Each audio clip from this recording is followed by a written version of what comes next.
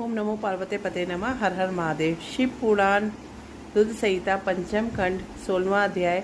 श्री विष्णु जी को लक्ष्मी द्वारा जलंधर का वध रोकने के लिए बोलना। सुनिए कथा का आरंभ। 16वां अध्याय। श्री विष्णु का लक्ष्मी को जलंधर का वध न करने का वचन देना।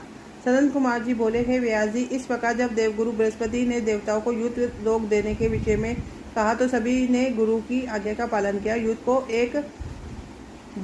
युद्ध रुक गया, परंतु जलंधर का क्रोध शांत नहीं हुआ। वह इंद्र को ढूंढता ढूंढता स्वर्ग में लोक में आ पहुंचा। जलंधर को वहां तक देखकर इंद्र व अन्य देवता अपने प्राणों की रक्षा करते हुए वहां से भगवान विष्णु जी की शरण में वैकुंठ लोक जा पहुंचे। वहां पहुंचकर उन्होंने भगवान विष्णु को प्रणाम किया और उनकी भक्तिभाव से स्तुति की। तत्पश्चात उन्होंने भगवान विष्णु से कहा कि प्रतिदार, हम आपकी शरण में आए हैं, हमारी रक्षा कीजिए। तब देवताओं ने विष्णु जी को जलंधर के विषय में सब कुछ बता दिया। समस्त वृतांत सुनकर श्रीहरि विष्णु ने देवताओं से कहा कि वे अपने भय का त्याग कर दे।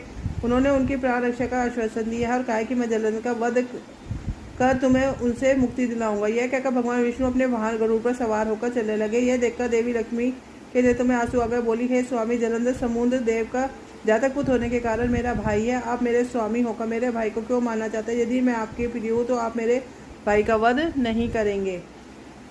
अपनी प्राण वल्लभा लक्ष्मी जी की बात सुनकर विष्णु जी बोले, हे देवी, यदि तुम ऐसा चाहती हो तो ऐसा ही होगा, परंतु तुम तो जानती हो कि पापी का नाश अवश्य होता है। तुम्हारा भाई जलंधर अधर्म के मार्ग पर चल रहा है और देवताओं को कष्ट पहुंचा रहा है, फिर भी मैं उसका वध अपने हाथों से नहीं करूंगा, परंतु इस समय में युद्ध में जाना होगा। वह कहकर भगवान विष्णु स्थल की ओर चल दिए।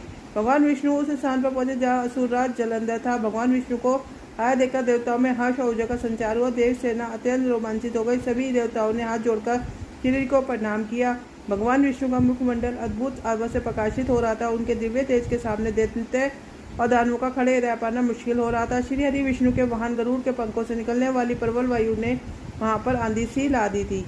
इस आंधी में दैत्य इस प्रकार घूमने लगे जिस प्रकार आसमान में बादल घूमते। अपनी सेना को ऐसी विकट परिस्थिति में पाकर जलंधर अत्यंत क्रोधित हो उठा। तो यही यह अध्याय पूर्ण होता है। कल 17वां अध्याय मैं आपको सुनाऊंगी, श्री विष्णु जलंधर युद्ध। तो तब तक के लिए सबको राम नाम, सबको राधे राधे।